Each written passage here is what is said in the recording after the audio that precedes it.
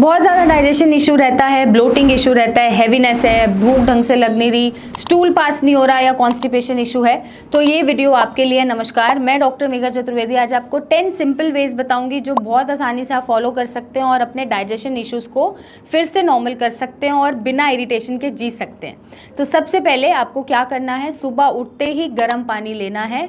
आप जब वॉशरूम जा रहे हैं उससे पहले मेक श्योर करें कि 1 और 2 ग्लासेस ऑफ वार्म वाटर आप ज़रूर पिए। उससे टॉक्सिन्स अच्छे से फ्लश आउट होते हैं, कॉन्स्टिपेशन रिलीव होता है और आपके गट को टाइम मिलता है स्टूल को ढंग से पास करने का। तो आप ये फॉलो करेंगे तो आपके कॉन्स्टिपेशन इश्यूज़ ख़त्म हो जाएंगे, स्टूल रिलेटेड इश्यूज़ कम हो जाएंगे।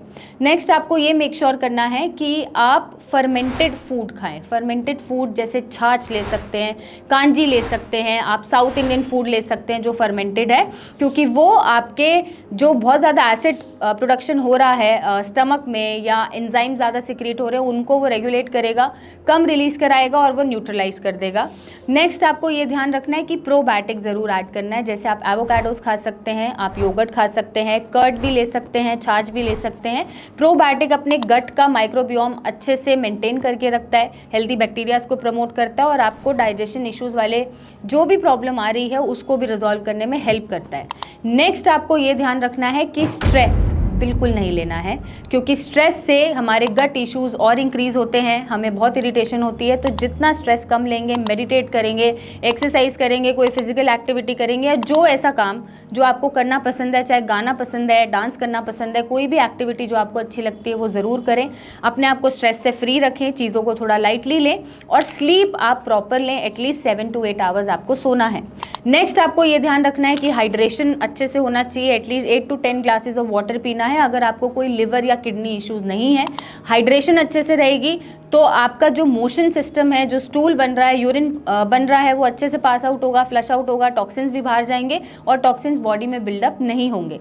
नेक्स्ट आपको ये ध्यान रखना है कि कोई भी फिजिकल एक्टिविटी, जैसा मैंने पहले भी बता दिया बट मैं अलग से ज़रूर इसको हाईलाइट करूँगी कि हमारी जो फिजिकल एक्टिविटी है वो बहुत लैक करती है और हमारे सोने का कोई पैटर्न नहीं है। तो उस पर अगर आप ध्यान देंगे, अपना रिदमिक साइकिल बना के रखेंगे, प्रॉपर बायोलॉजिकल क्लॉक चलेगा कि इतने बजे सोना है, सुबह उठना है, कोई फिजिकल एक्टिविटी करनी है, तो बॉडी अच्छे से काम करती है और आपको तरह तरह की प्रॉब्लम्स नहीं लगती हैं। नेक्स्ट आपको ये ध्यान रखना है कि बहुत ज़्यादा ओवर ईटिंग नहीं करना है। आप गैप्स पे थोड़ा थोड़ा खाना खा सकते हैं, बट चॉइस ऑफ फूड आपकी अच्छी होनी चाहिए। बहुत ज़्यादा फ्राइड बाहर का खाना, प्रोसेस फूड या कैफिनेटेड फूड नहीं होना चाहिए। बहुत ज़्यादा सॉफ्ट ड्रिंक्स नहीं होनी चाहिए, कोल्ड ड्रिंक्स नहीं होनी चाहिए। बेवरेजेस में आप मेक श्योर करें कि आप हेल्दी बेवरेजेस को चूज़ करें। और जो ओवर ईटिंग से मेरा मतलब है कि जितना आपको भूख है उसका 70 to 80% आप खाइए, पूरा 100 या 120 खाने की ज़रूरत नहीं है। उससे आपका पेट अच्छे से काम करता है, मतलब फूड को वो अच्छे से न्यूट्रलाइज करता है, अच्छे से आपका एसिड सिक्रीट होता है, डाइजेस्ट होता है, फिर वो ब्रेक डाउन होता है और फिर वो एब्जॉर्ब होता है। तो अगर आप माइंडफुली खाते हैं, भूख से थोड़ा सा कम खाते हैं और चॉइसेस ऑफ फूड आपकी अच्छी है और गैप्स मेंटेन करके खा रहे हैं, तो आपको बहुत ज़्यादा ब्लोटिंग या एसिडिटी फील नहीं होती है, भरा भरा फील नहीं होता है। और आपको ये ध्यान रखना है लास्ट में कि आप खाने को चबा चबा के खाएं। चबा चबा के इसलिए क्योंकि जो लोग जल्दी जल्दी स्वेलो करते हैं, बस खाना डाला और सटक गए, उनको ब्लोटिंग इश्यूज़ बहुत होते हैं और स्पेशली यहाँ पर बहुत हैवीनेस फील होता है।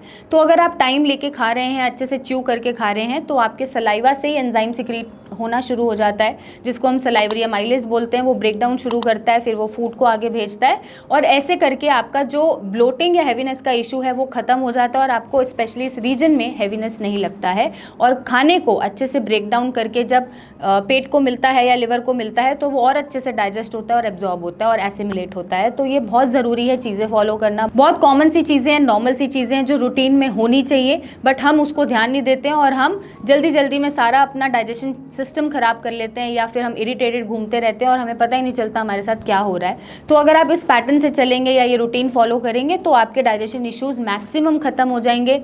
और अगर नहीं ख़त्म हो पा रहे हैं तो आप हमसे जुड़ सकते हैं, पता कर सकते हैं कि डाइजेशन इशू हो क्यों रहे हैं और उसका इलाज पा सकते हैं। तब तक आप फॉलो करें, अपना ध्यान रखें। Thank you and take care.